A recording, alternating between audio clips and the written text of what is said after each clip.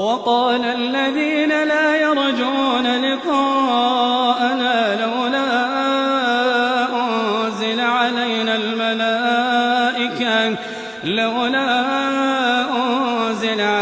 الملائكة أو نرى ربنا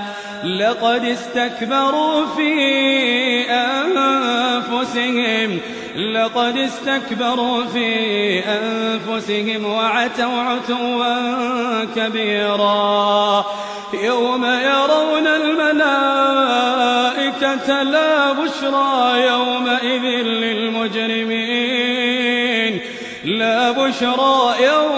للمجرمين ويقولون حجرا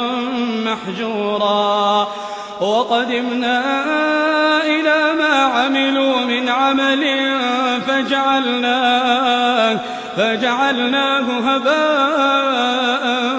منثورا أصحاب الجنة يومئذ خير مستقرا وأحسن مقيلا ويوم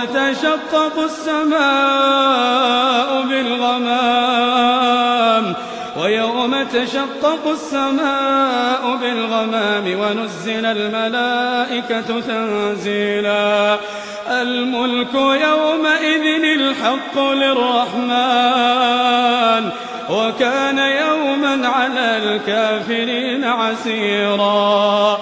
ويوم يعض الظالم على يديه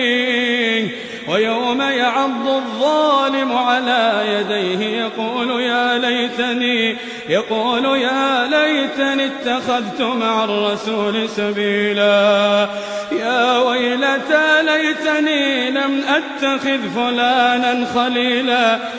ويلتى ليتني لم أتخذ فلانا خليلا لقد أضلني عن الذكر بعد إذ جاءني